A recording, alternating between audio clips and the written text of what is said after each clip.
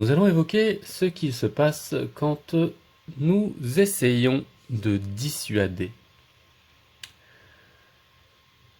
Euh, la dissuasion est souvent utilisée pour empêcher les gens de s'intéresser à quelque chose, empêcher les gens d'aller chercher des informations, empêcher les gens d'aller se renseigner, d'aller à la source, euh, d'expérimenter euh, des choses que l'on considère comme dangereuses, non convenables, non conventionnelles, euh, enfin tout simplement ce qu'on considère comme dangereux, effrayant et non souhaitable.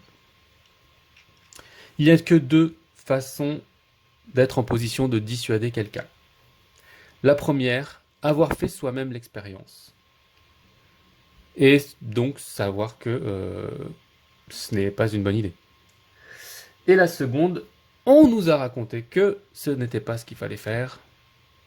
Et donc, ne vouloir absolument maintenir la tradition et l'accord, on va dire, sur ce qu'on imagine. En tout cas, conserver notre imaginaire et notre façon de penser, sans quoi on risque d'avoir à remettre en question un certain nombre de choses dans notre imaginaire. Et ça, vous le savez, ça coûte de l'énergie et c'est très désagréable.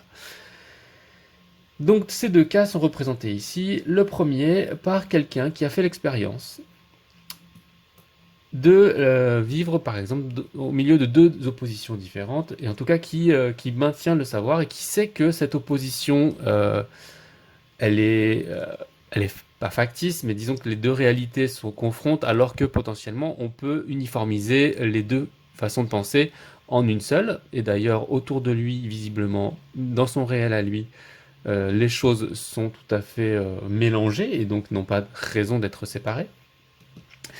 Et donc ce personnage va dissuader les autres de vouloir faire l'expérience opposée, de façon à ce qu'il puisse conserver en fait son monde. L'avantage qu'il a, c'est qu'en étant là, il peut devenir intermédiaire, intercéder pour le contact entre les deux oppositions, et par là avoir un moyen à la fois de pression, de contrôle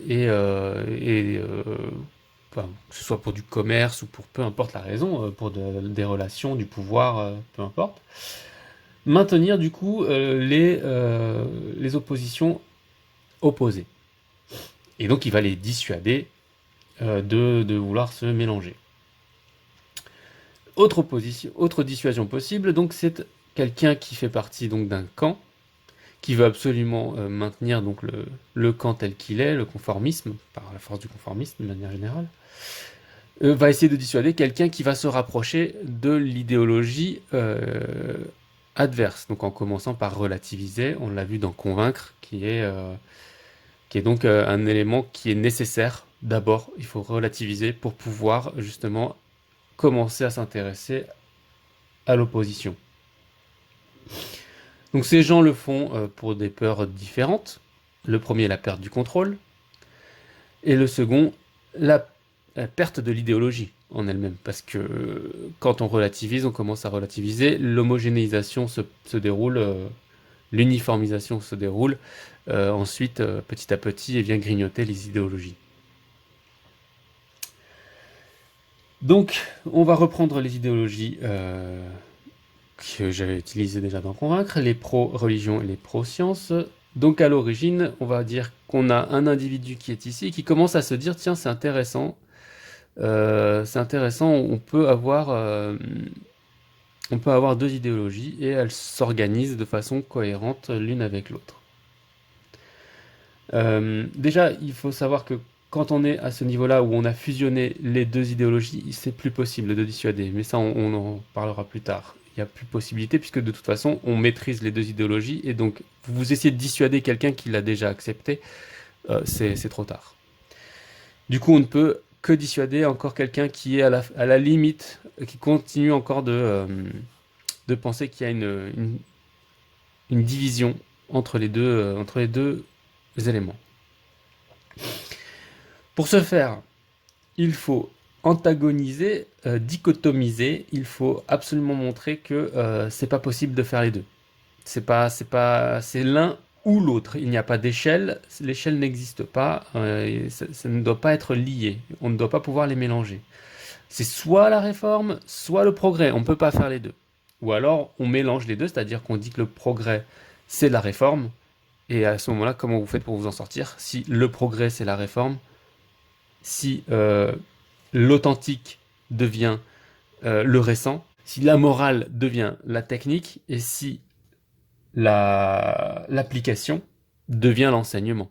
Vous comprenez bien que si vous mélangez les deux termes, l'opposition est plus possible, puisqu'en fait, il n'y a plus de mots pour qualifier. Donc l'objectif, c'est de mélanger et antagoniser. C'est-à-dire vraiment, on ne peut pas faire les...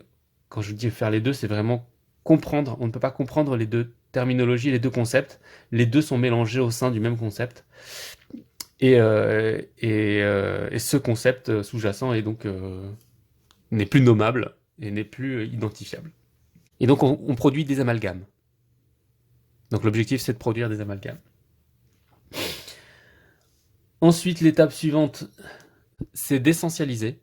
C'est-à-dire qu'il n'y a plus de degrés. C'est-à-dire quelle que soit la religion, peu importe, elles parlent toutes de la même chose. Il ne faut surtout pas aller voir de quoi il est question. Ne vous intéressez pas aux autres, de façon à ce qu'on puisse avoir qu'une seule façon de penser, la plus simple possible, ce qui permet ensuite du coup de dire non, reviens ici, il n'y a qu'une seule façon de le penser et il n'y a pas d'autre chose possible, les autres n'existent pas ou n'ont pas d'idéologie ou sont le mal incarné, peu importe, a priori il n'y a pas besoin d'arguments, il suffit juste de dire que c'est caca et le reste disparaît.